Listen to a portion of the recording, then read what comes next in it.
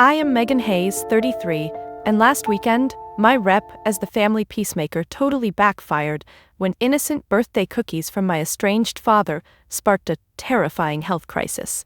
The calm I'd been painstakingly holding together with a lifetime of gritted teeth diplomacy blew apart at what was supposed to be a simple birthday gathering. My dad, a man who weaponized kindness, twisting every bite into guilt or punishment, sent a neatly wrapped box of cookies. Yeah, the same dad who vanished from my life 3 years ago after a screaming match that left us both raw.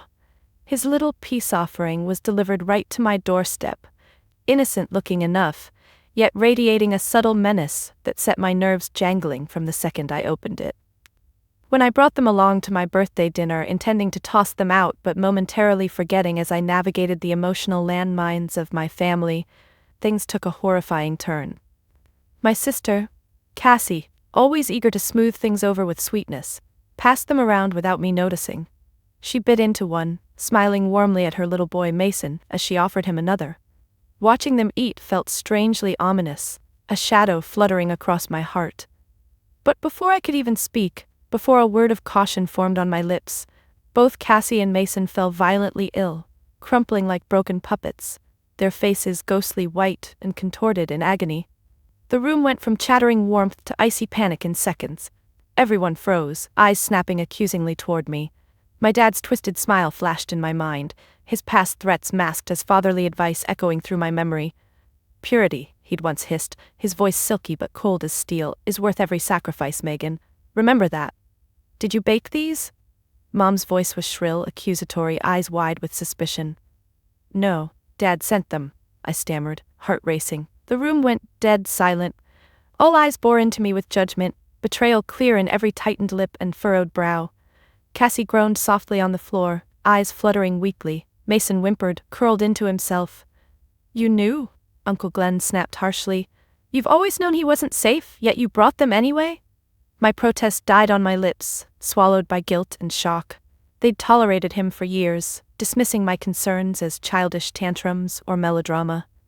And now that the truth stared them in the face, the blame somehow still settled squarely on me.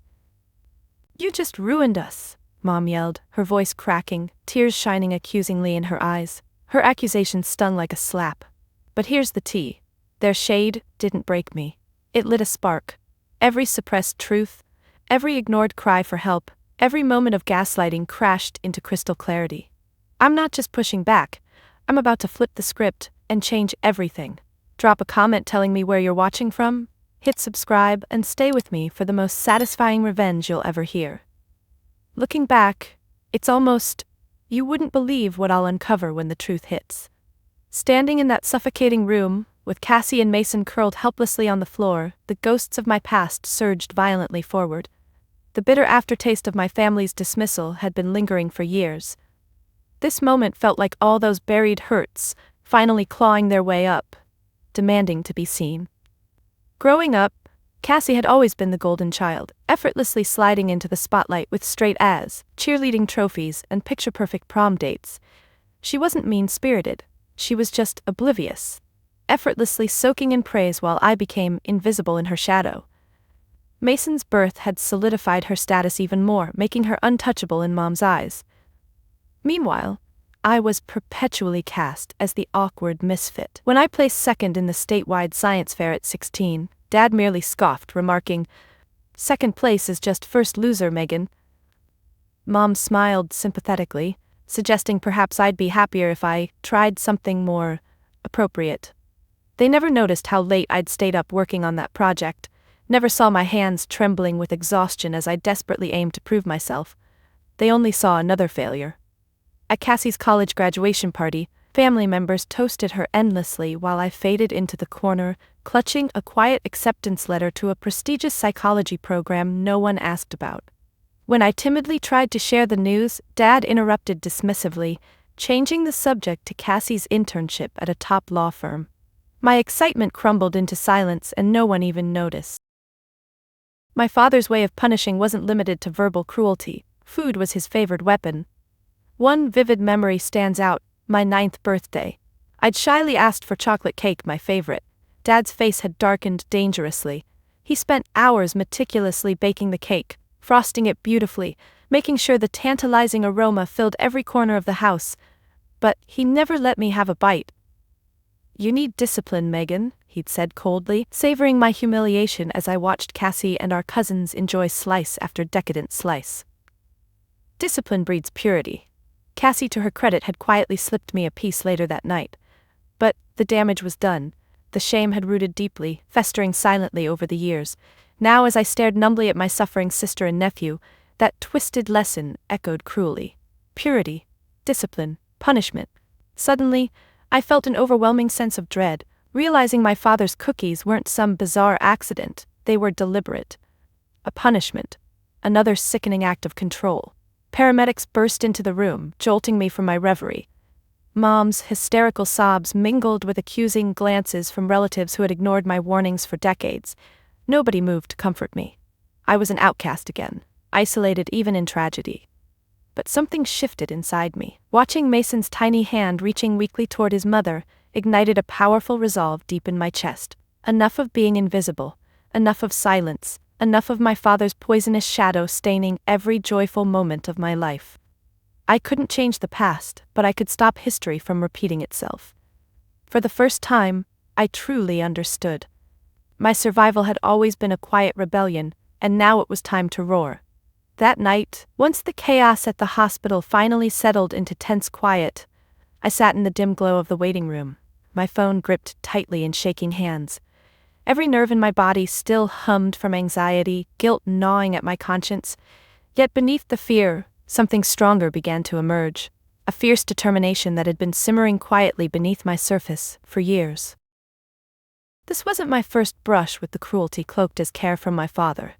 His tactics, always subtle, always sinister, had shaped my entire existence, nudging me into shadows until invisibility became my default.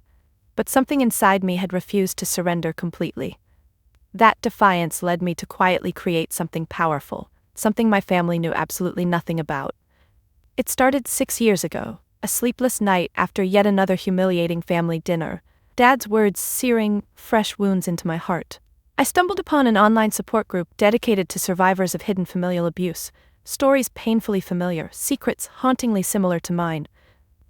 Tears blurred my vision as I realized I wasn't alone.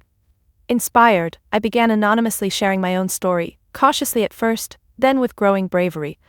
People responded fiercely, their messages filled with gratitude and validation. For the first time, my voice was heard, valued, and understood. Fueled by that support, I took a leap of faith and launched Unseen Strength, a nonprofit dedicated to giving survivors a voice, resources, and safe spaces to heal. Nights blurred into mornings as I quietly balanced my day job with the relentless passion project no one in my family could even fathom me pulling off. The early years were tough. I poured savings into the organization, spent nights cold emailing donors, and weekends hosting virtual events. Slowly, the community grew. Messages flooded my inbox, people finding solace, empowerment, hope. Each story drove me harder, each survivor's victory became mine. And last month, a major foundation had noticed, nominating us for a massive national grant that could change everything. Yet through all of this, my family remained blissfully oblivious, never bothering to look beyond their comfortable perceptions of who Megan Hayes was supposed to be. Dad had written me off as a disappointment. Mom had settled on pitying my wasted potential. Cassie, though well-meaning, saw me only through the lens our parents provided, quiet, weak, forgettable. Now, sitting numbly in that cold waiting room, reality came crashing down. Dad had crossed a terrifying new line, one impossible to deny or dismiss.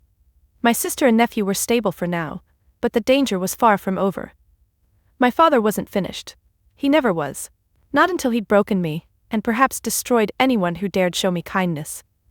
But this time, he'd made a crucial mistake. He'd underestimated my strength. He had no clue how powerful the voice he'd spent a lifetime trying to silence had become. He didn't know about unseen strength, didn't realize how many lives my quiet rebellion had already changed. And most importantly, he had no idea how ready I was, how determined to finally expose every dark, hidden truth. No more shadows, no more silence. My story was about to break wide open, and his poisonous empire of secrets would crumble beneath my truth. The following evening, I stood before my bathroom mirror, staring at my reflection as the hum of my phone vibrated gently on the counter. Tonight was the annual Hayes family dinner, an event I dreaded every year, but now, with Cassie and Mason recovering in the hospital, it felt impossible. My stomach knotted with anxiety, each vibration from my phone like a whisper of dread. Messages from Mom were relentless, veering from panic to blame, guilt woven into every word. "You owe it to Cassie," her latest text insisted. "Come tonight and explain yourself." Explain myself? The accusation twisted my gut. How could I explain the damage my father had inflicted? The control, punishment, and poison camouflaged by charm? They'd spent years refusing to see, ears closed to every quiet plea. Why would tonight be any different? Yet, the thought of hiding away made my heart pound with shame. My father had spent a lifetime conditioning me to cower, instilling in me a perpetual fear of confrontation. But now, silence felt complicit. Avoidance would mean letting him control the narrative yet again, painting me as unstable, irrational, weak. Enough was enough. I needed answers, accountability. Most importantly, I needed to reclaim my truth. So with shaky determination I texted Mom back. "I'll be there." The drive to my parents' house was unbearably tense. Each mile closer brought memories flooding back, pulling me deeper into dread. The house loomed into view, perfectly manicured hedges hiding a legacy of hurt. From outside, it seemed like any normal home, but the elegant facade concealed an abyss of cruelty, carefully curated and methodically maintained by the man who'd raised us. My hands trembled as I entered. The familiar scent, lemon polish mixed with roasting chicken, made my stomach twist. Dad sat at the head of the table, his cold eyes narrowing slightly as I stepped into the dining room. Mom hovered nervously, forcing a brittle smile. "Glad you decided to join us, Megan," Dad murmured quietly, voice dangerously smooth. "I wasn't sure you'd have the courage." Anger surged through me, hot and immediate. "I didn't come for you," I shot back defiantly, surprising myself. "I came because Cassie and Mason deserve the truth." Dad raised a brow, the subtle challenge in his gaze, a chilling reminder of his power. "The truth? The truth is you've always been dramatic, Megan, attention-seeking, fabricating stories."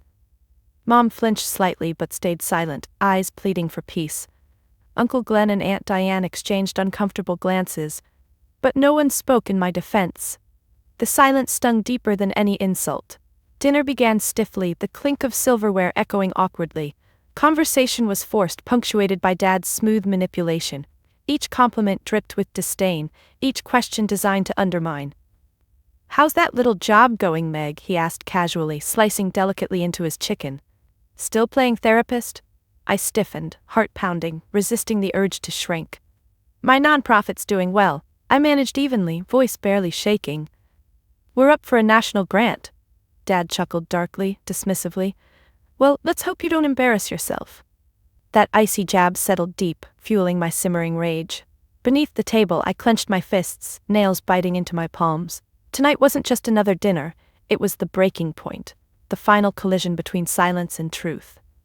The stakes were clear: surrender again or finally confront him. My heart hammered fiercely, resolve swelling within me. Tonight, the masks would shatter.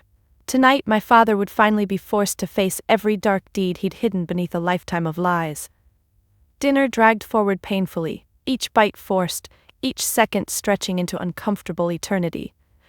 The carefully curated calm my parents always maintained was paper-thin tonight, cracks spidering visibly beneath forced smiles and tense pleasantries. My father, ever the master manipulator, seemed to relish the tension, guiding conversation with pinpoint precision, slicing deeply into wounds only he knew existed. "So Megan," Aunt Diane began with strained cheerfulness, breaking an excruciating silence, "we hardly ever hear about your little nonprofit. What exactly is it that you do?" I swallowed hard, eyes darting briefly to Dad's calculated smirk, knowing Aunt Diane's question wasn't truly hers. My father's fingerprints were all over this moment, his subtle cruelty disguised as innocent curiosity. "It's called unseen strength," I answered cautiously. "We provide support for survivors of familial abuse, emotional, psychological, financial, kinds that people often dismiss." Dad chuckled dryly, swirling his wine. "Abuse?" he echoed softly, eyes glittering dangerously. "Strong word. You sure it's not just a group for people who never learned accountability?" Mom's eyes flickered nervously toward me, silently begging me not to respond. But something inside me refused to be silenced. Actually, I replied, voice surprisingly steady, it's exactly the opposite.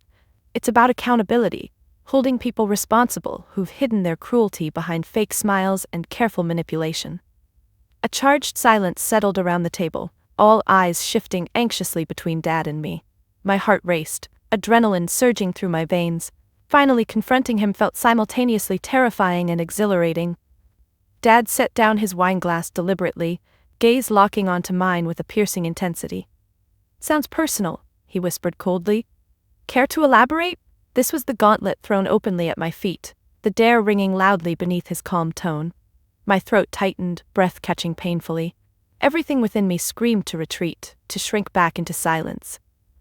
But a stronger voice, long silenced but finally rising, spoke up instead. It is personal, I answered firmly, eyes never leaving his. You made sure of that. The room crackled with tension, Mom's hand trembling slightly as she lifted her fork, Cassie's empty seat painfully obvious. Dad's mask slipped ever so briefly, his true cruelty flickering clearly beneath the calm facade. You always were a victim, Megan, he sneered dismissively. Blaming everyone but yourself for your inadequacies. It's tiresome. The blunt cruelty of his words pierced deeply, designed to crush me as they had so many times before. My eyes burned, tears threatening, but my voice remained unbroken. No, I said steadily. What's tiresome is how this family has pretended not to see the damage you've caused. His jaw twitched, fingers tightening dangerously around his knife. Careful, Megan, he whispered, low and menacing. You wouldn't want things getting worse. The subtle threat lingered, icy and familiar, hanging heavily in the air. Mom turned pale, Aunt Diane averted her eyes uncomfortably, and Uncle Glenn shifted anxiously. But this time I didn't flinch. They already have, I whispered back fiercely, my voice vibrating with barely suppressed fury. Cassie and Mason lying in a hospital proves that. The words exploded like a bombshell, shattering the strained civility. The truth hovered starkly, undeniable now. My father's carefully built fortress of lies was starting to crumble, and tonight, I realized with fierce clarity I wasn't just enduring their contempt, I was exposing it. The truth was finally breaking free, and nothing could stop it now. The room pulsed with deafening silence, tension so thick it felt impossible to breathe. Dad's eyes bore into mine, cold fury simmering dangerously behind his careful composure. Mom's face was pale, her knuckles white as she clutched her napkin, visibly trembling. Aunt Diane and Uncle Glenn sat frozen, unwilling to intervene or defend. Then, with a calculated, deliberate calmness, my father set down his utensils and leaned back in his chair, his gaze narrowing sharply. I think we've tolerated this drama long enough, he announced quietly, his voice cold and precise, slicing through the oppressive silence. This family has bent over backward to accommodate your delusions, Megan. But tonight, you've crossed a line. I stared at him, my pulse thundering wildly, his words like icy needles piercing deep. My delusions? I repeated, voice shaking but defiant. Cassie and Mason nearly died from the cookies you sent. Do you even care? Dad tilted his head slightly, expression unreadable but chillingly calm. Accidents happen. Perhaps you tampered with them yourself, desperate to play the victim once more. It wouldn't surprise me. The accusation, so casually cruel, left me momentarily speechless. Yet my vision blurring with outrage and disbelief. How could anyone be so calculated, so utterly detached? You're seriously blaming me? My voice cracked sharply, filled with incredulous pain. After everything you've done, everything you've put us through, you still can't admit it? I don't owe you explanations, Megan, he said softly, venomously. You've wasted enough of our lives with your constant dramatics. You clearly have no respect or appreciation for this family. Mom stared blankly into her plate, avoiding my desperate gaze. Aunt Diane shifted uncomfortably, fidgeting with her necklace. Uncle Glenn cleared his throat awkwardly but said nothing. My heart sank. Even now, facing undeniable evidence, they chose silence. They chose complicity. The painful reality struck me hard. They weren't blind. They simply preferred the comfort of denial over confronting his cruelty. You know what? Dad continued, tone ice-cold and final. I've tolerated your disrespect, your ungratefulness for far too long. Consider this your official notice, Megan. You're no longer welcome here. As of tonight, you're cut off. Disowned. The words echoed harshly, each syllable a brutal blow that rattled through my bones. A shocked gasp escaped Mom's lips, but still she said nothing. My vision blurred, tears of fury and pain mingling together, but I refused to let him see them fall. "You can't disown the truth," I whispered fiercely, voice trembling but defiant. "No matter how deeply you bury it, it always surfaces." He smiled darkly, a sinister edge curling his lips. "You'll find yourself utterly alone, Megan. No one believes you, no one ever will." His words stung bitterly, landing like daggers in my heart. Yet somewhere deep beneath the pain, a spark of raw strength ignited. I wasn't the fragile child he'd silenced for years. I was a woman who'd quietly built something powerful in the shadows, a force of truth he'd drastically underestimated. "You're wrong," I replied, voice gaining strength. "I'm not alone, and when the truth comes out, everyone will see exactly who you are." He merely raised a dismissive eyebrow, utterly confident. "Good luck convincing anyone." Rising slowly from the table, I met his gaze, letting the fire of my resolve burn openly in my eyes. For the first time, I saw uncertainty flicker briefly in his carefully guarded expression. I turned and walked out without looking back. As I stepped outside, the cold night air felt cleansing, liberating. He thought he'd destroyed me, cast me out. But in reality, he'd set me free. The truth was coming, and soon everyone would know it. My phone buzzed insistently as I slammed my car door shut, the bitter taste of humiliation still lingering. I almost ignored it, assuming another frantic message from Mom, demanding explanations or apologies, but something in my gut told me to answer. "Hello?" I whispered, voice tight, betraying the fresh wound still throbbing in my chest. "Megan," came a shaky but familiar voice, tentative, tinged with urgency. "It's Ramona, your aunt." My breath caught sharply. Aunt Ramona had always hovered quietly at family gatherings, her eyes haunted, voice rarely heard. Years ago she'd suddenly withdrawn entirely, fading into silence that I assumed was a personal choice. But tonight her voice trembled with an urgency that sent chills crawling up my spine. "I heard about Cassie and Mason," she continued quickly, her words rushing out as if terrified she might lose the courage to speak. "Are they okay?" "They're stable but still hospitalized," I replied carefully, heart pounding. "What's going on, Aunt Ramona?" Silence crackled over the line, heavy with hesitation. "We need to talk, tonight. It can't wait, Megan, it's about your father." My stomach clenched, dread pooling swiftly. "You know about the cookies," I whispered, accusation and desperation mingling in my voice. "It's much deeper than the cookies," she whispered shakily. "Your father, he isn't who you think, and neither is this family. You deserve the truth, the full truth." My heart thudded violently, her cryptic warning twisting anxiously in my gut. I agreed immediately, driving to her small apartment tucked away on the outskirts of town. It felt strange, visiting this woman I barely knew, yet somehow sensed might hold the key to unraveling the sinister mystery binding my family. When she opened the door, Aunt Ramona looked fragile, nervous, yet fiercely determined. Her eyes, identical to Dad's but softer, carried decades of torment finally surfacing. "Sit down," she urged gently, hands shaking visibly as she poured tea, a desperate attempt at normalcy amidst brewing chaos. "What I'm about to tell you is something I've held for far too long." "Please," I begged softly, throat tight with anticipation. "I need to understand." Ramona took a shaky breath, eyes locked onto her trembling hands. "It began with your grandfather, his obsession with purity. His twisted control wasn't just cruel discipline, it was lethal. Our mother, your grandmother, she died mysteriously after standing up to him. He used food then too. She wasn't the only victim, Megan." Shock and nausea surged through me, memories of Dad's chilling behavior suddenly snapping into sickening clarity. "My father hadn't invented this cruelty, he'd inherited it." "Your father admired our dad deeply," Ramona whispered, tears filling her eyes. "He learned his methods, perfected them.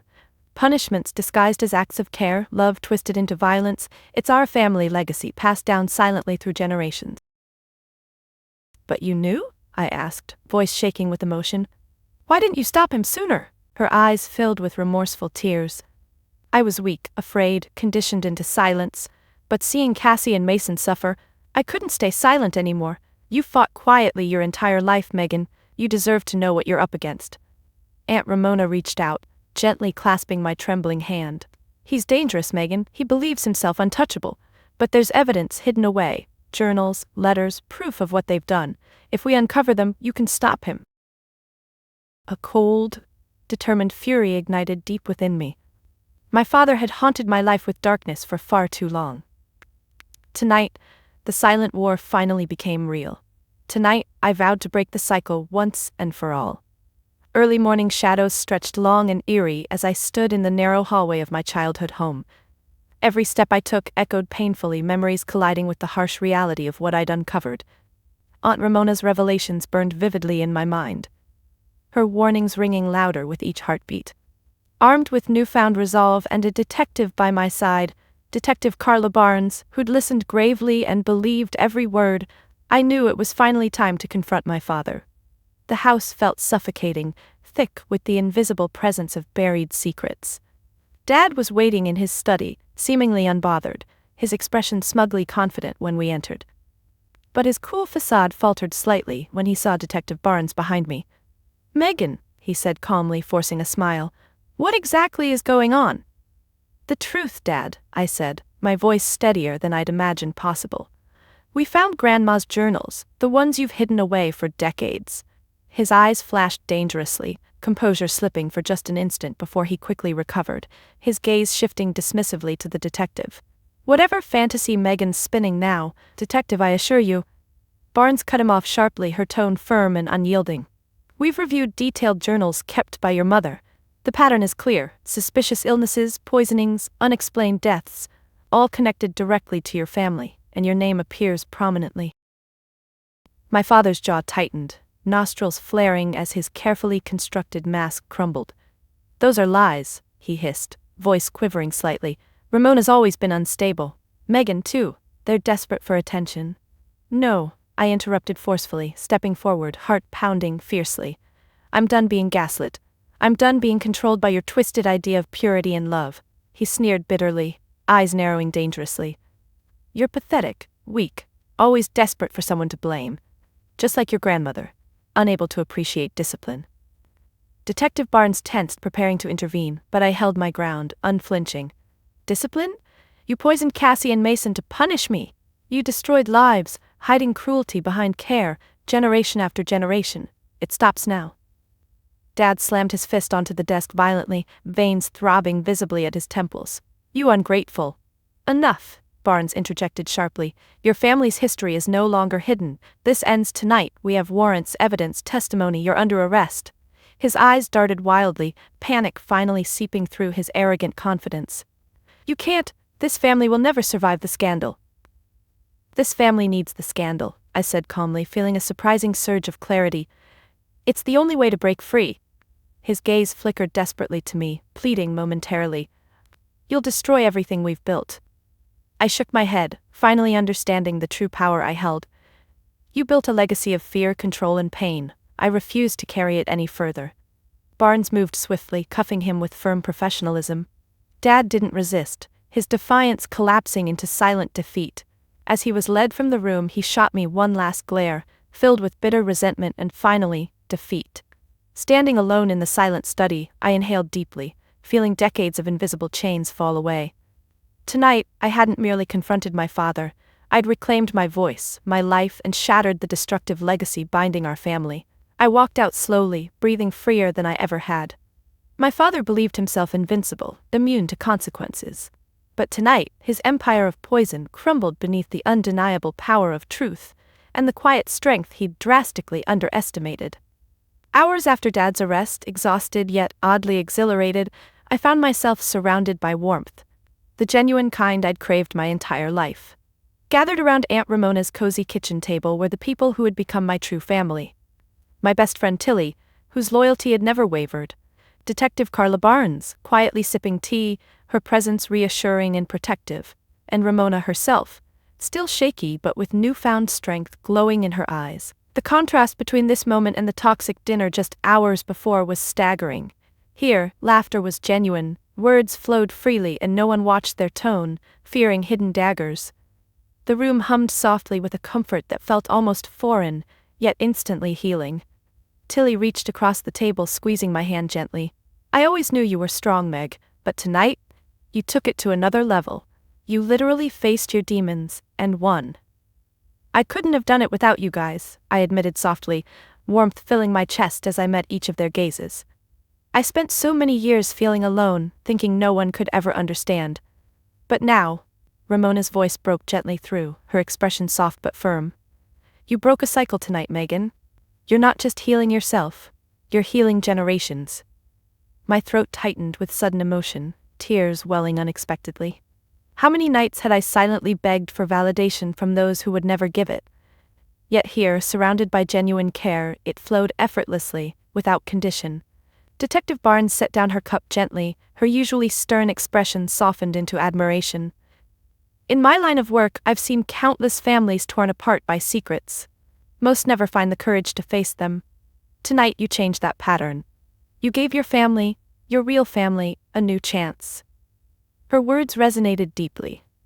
For the first time, I truly understood that family wasn't simply blood, it was chosen. It was built through trust, respect, and the quiet understanding that someone would always catch you when you fell. Ramona rose quietly, stepping to a nearby drawer. She returned, placing something gently in front of me, a small, weathered photo of my grandmother, her gentle eyes gazing warmly through the faded image. She'd be proud of you, Megan, you did what none of us could. Tears spilled down my cheeks silently, cleansing away decades of hurt and bitterness. I took a shaky breath, whispering softly, I wish she'd had someone to fight for her too. Ramona squeezed my shoulder, comforting, steadying. In a way she did. Tonight, you fought for all of us. The kitchen quieted into gentle reflection, but for the first time the silence didn't ache, it soothed. I glanced around, absorbing every face, every comforting gesture, knowing I was finally where I belonged. Outside, the sky brightened slowly, dawn gently brushing away shadows. I realized, deep within, that tonight had done more than break my father's cruel hold. It had shattered every barrier between me and the future I deserved. The family I had chosen offered me something priceless, unconditional love, rooted firmly in acceptance and honesty. My eyes drifted back to Grandma's photo, sensing her spirit nearby, finally at peace. I vowed silently to carry her legacy forward, not as a burden, but as a beacon of hope, resilience, and truth. For the first time in my life, surrounded by my true family, I knew exactly who I was, and where I belonged. In the weeks after my father's arrest, my world shifted dramatically, but not without resistance. Mom reached out first, leaving hesitant voicemails dripping with strained apologies, desperate pleas for reconciliation, tangled with guilt-laden manipulation. Each message made my heart clench, old instincts urging forgiveness out of habit, yet now tempered by the powerful clarity of boundaries I'd learned to embrace. Cassie, too, sent cautious messages from her hospital room, apologizing for years of complicity. I knew her remorse was genuine, yet the wounds she and Mom had ignored couldn't simply vanish with apologies alone. This was new territory for me, no longer accepting scraps of affection at the expense of my self-worth. I stood quietly in my apartment, staring at my phone's blinking notifications, steadying my breath. For once my choice was clear. Forgiveness didn't mean forgetting. Healing required clear lines, firm boundaries, no matter how uncomfortable they felt at first.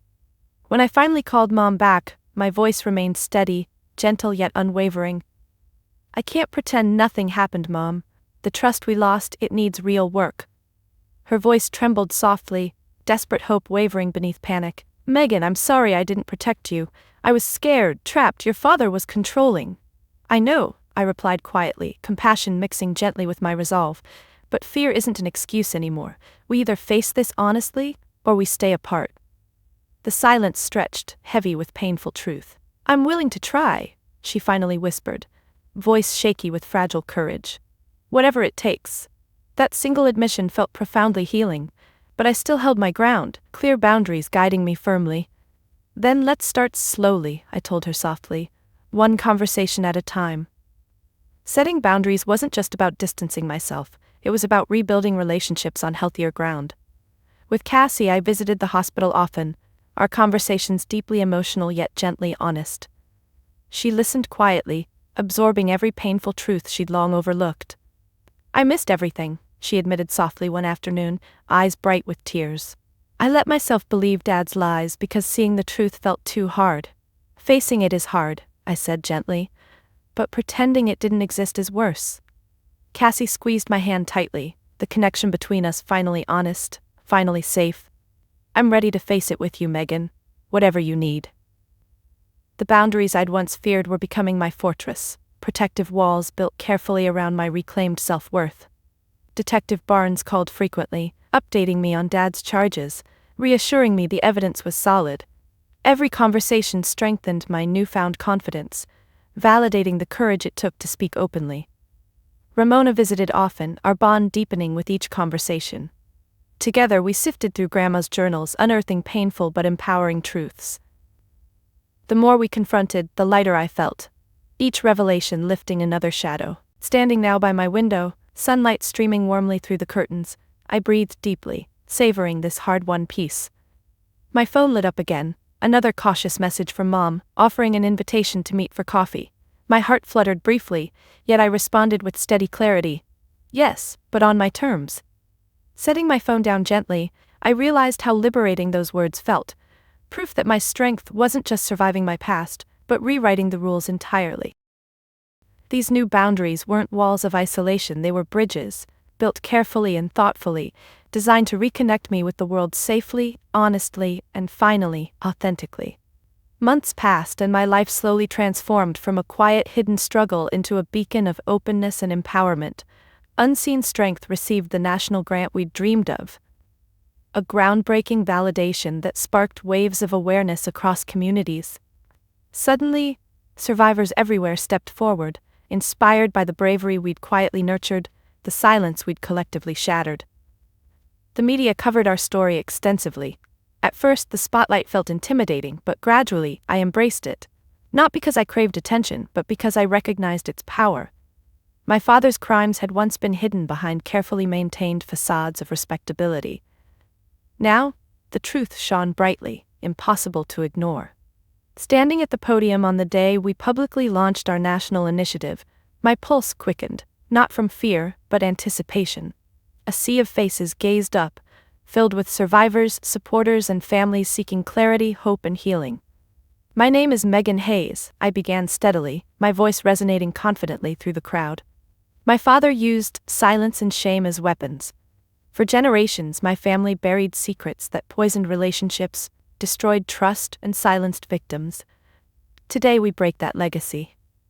The applause that erupted was powerful, an overwhelming surge of validation, but more importantly, I saw tears glistening on faces throughout the room, tears of relief, acknowledgement, and finally strength.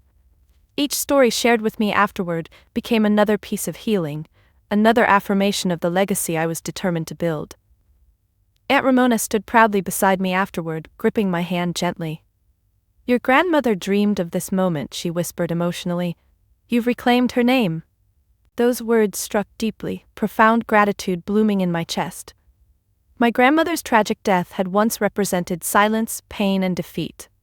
Now, through courage and honesty, we'd transformed her legacy into a powerful call for awareness, compassion, and change.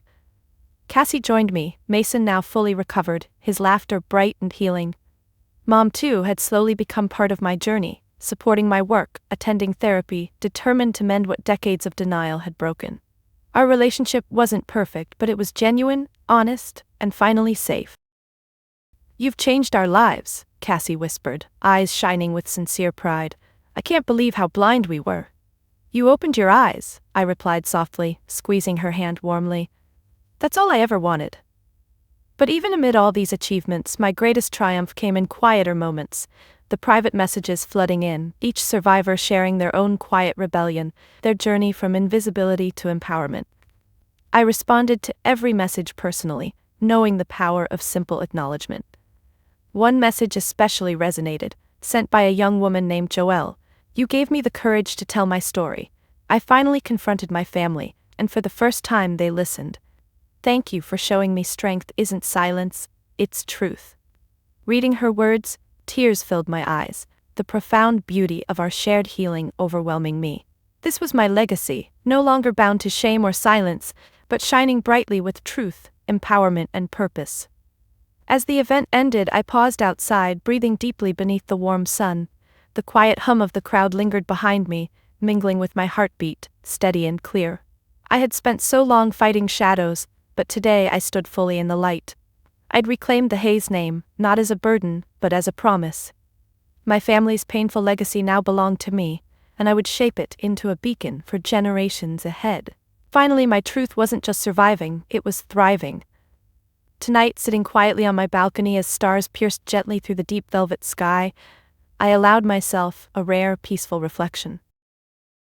The past year had reshaped me profoundly, each painful revelation stripping away layers I'd spent decades hiding behind.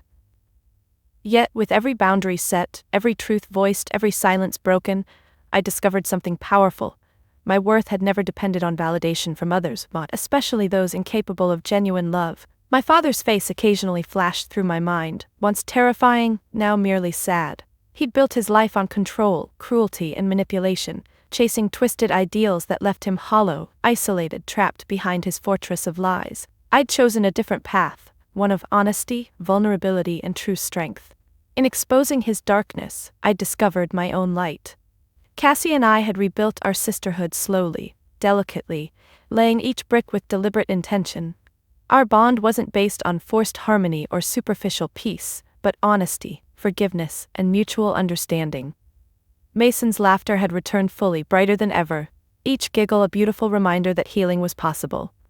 Mom had become someone new, too, tentatively discovering her voice after decades of silence. Our conversations were still cautious, sometimes painful, yet always genuine.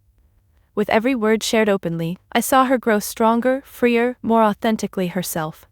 Ramona visited regularly, her presence quietly comforting, a steady reminder that courage didn't always roar. Sometimes it whispered gently, persistently, until it finally broke through the silence. Together, we'd transformed our family's legacy from shadows and secrecy into empowerment and openness.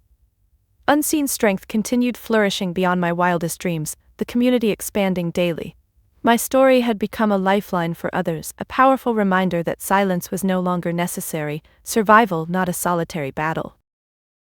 Each survivor's victory became my own, each reclaimed voice adding strength to our collective healing. Yet, my deepest fulfillment didn't come from awards, recognition, or even from the family I'd reclaimed. It blossomed quietly within. A peace rooted firmly in self-validation, untouchable by external forces. For the first time in my life, I no longer chased approval or feared rejection. I was enough exactly as I was, flawed yet resilient, vulnerable yet courageous. My worth was internal, defined solely by me. Standing slowly, I gazed into the infinite expanse above, breathing deeply, feeling the gentle pulse of life around me. This quiet peace was the true triumph, not revenge or bitterness, but liberation. Forgiveness not just of others but of myself, for trusting, hoping, and believing that love could never be weaponized again. I smiled softly, whispering into the cool night air, "I'm free." And beneath the vast, starlit sky, I truly felt it. My life was now entirely mine, no longer defined by hidden pain, but by radiant honesty. My strength had never been loud. It had simply waited patiently, growing in the shadows until finally, fiercely, it emerged into undeniable clarity. Tonight, and every night ahead, I would carry this peace forward, knowing that my journey, my voice, my truth mattered deeply. Because finally, unquestionably, I knew exactly who I was. Have you ever felt trapped by expectations, silenced by family secrets, or struggled to reclaim your voice after years of invisibility? If my story resonated with you, please take a moment to share your own experiences in the comments below.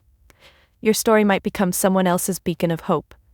Remember, breaking the silence is powerful. It's okay, more than okay, to define success on your own terms, to set boundaries that honor your worth, and to choose family that genuinely supports your truth. If you found strength in my journey, please like, subscribe, and share this with someone who might need the courage to break free from their own shadows. Together, we can build a community rooted in honesty, healing, and true self-worth. Thank you for being part of my story, and for trusting me with yours. Ask, reflect, share.